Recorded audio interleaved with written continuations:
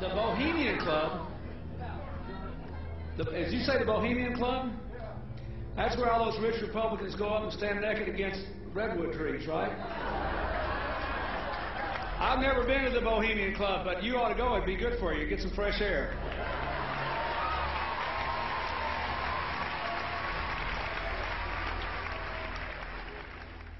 One last question.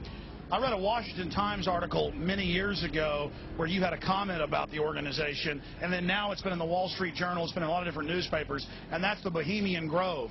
And back in, what was it, 1996, when you joined as a Clinton advisor, the Republicans were criticizing you, oh, what about Bohemian Grove? And then you countered them by saying, hey, I don't run around in the woods naked. What did that mean?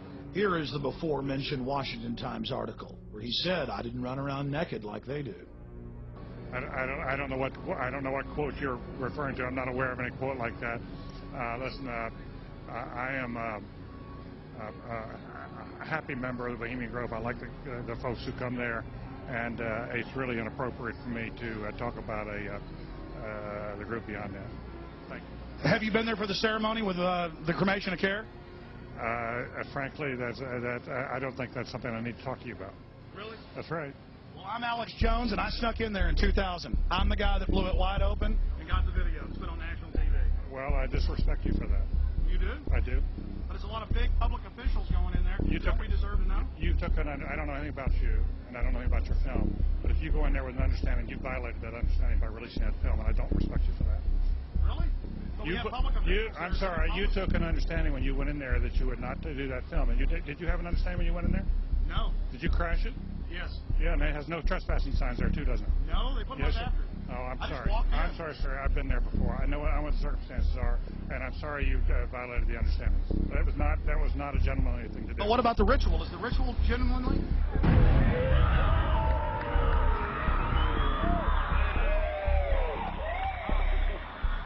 Sir, everything. I don't owe you this comment. I know. This is what's called ambush journalism, and I disrespect you for that as well. So thank you and goodbye. You ever been in the ritual? It's none of your damn business.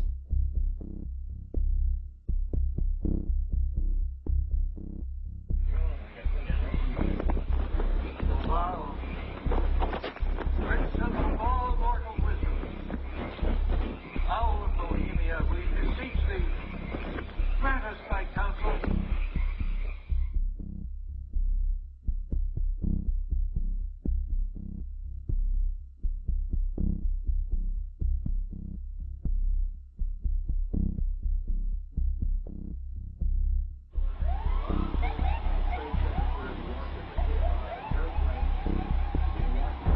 Oh, my God. Oh, my God. Oh, my God. Oh, my God. Oh, my God. I told you.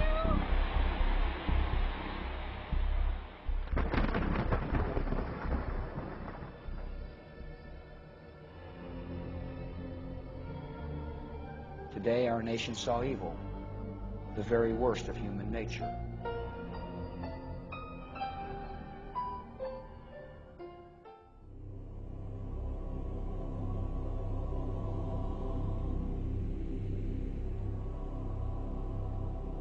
They had exactly the same agenda, and that was for bringing in this New World Order. I heard George Bush talking at that time. He was talking to Bill Clinton, and I've since photographically recorded it and wrote it verbatim in our book, that when the American people became disillusioned with Republicans leading them into the New World Order, that Bill Clinton, as a Democrat, was going to be put into the office of president. This was decided in 1984. Actually, I'd heard about it even prior to that. But that, as of 1984, they were already discussing it as an absolute fact. The CIA is carrying out mind control on countless numbers of unwitting American victims. And he even went so far as to say the basic methods that they use in this mind control: hypnosis, drugs, and torture. Three parts of policy that they had adopted there. The second one was to find a way of being able to get total control of people's minds.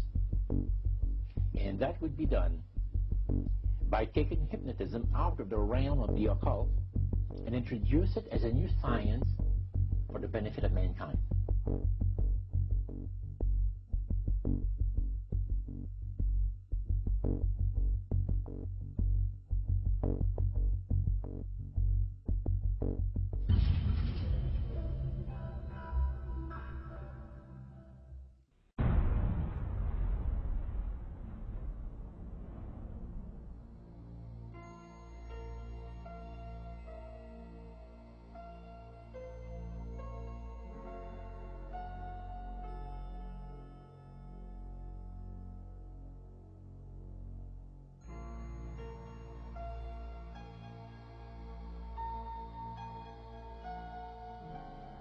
Reflecting a policy of genocide either against the Tibetan people themselves or against their culture.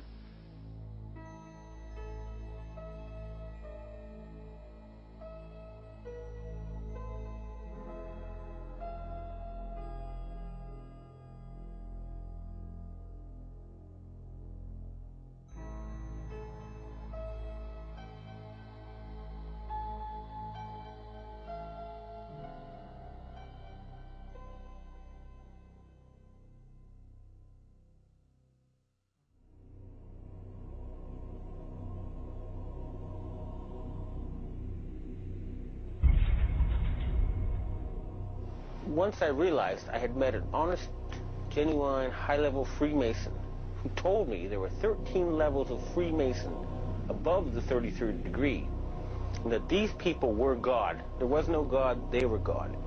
So I asked them about their plans to kill people, and they said, yes, there are too many people on the planet. We need to get rid of several billion. And war doesn't seem to work, so we're going to use disease and starvation.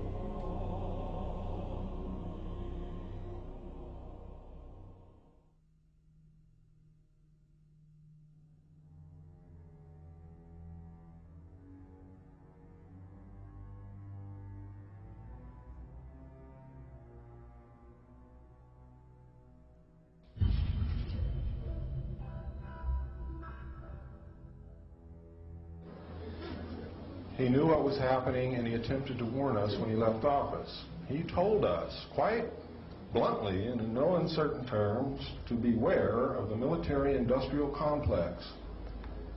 And who is the military-industrial complex? It is the members of the Council on Foreign Relations, and since the inception of the Trilateral Commission as well.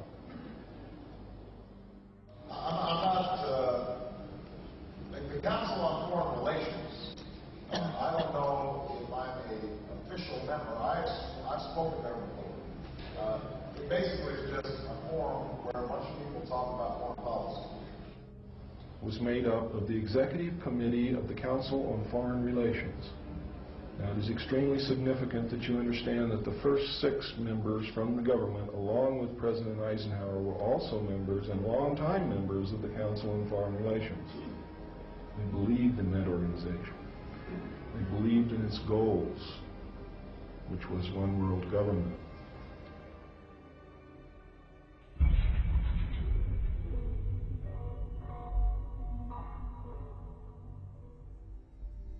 Number 15, create industrial depression and financial panic, unemployment, hunger, shortage of food. Use this to control the masses or the mobs, and use the mobs to wipe out all those who dare to stand in the way. Well, I'll tell you right now, every expert I've talked to is talking about food shortage. And it's coming, I'm convinced. What were they? Because I'd never seen anything like that. And his statement was that if he told me, I would be one of few people in Madison, Georgia that knew about them. And he says they're disposable coffins, and they were stacked, he told me, 15 high.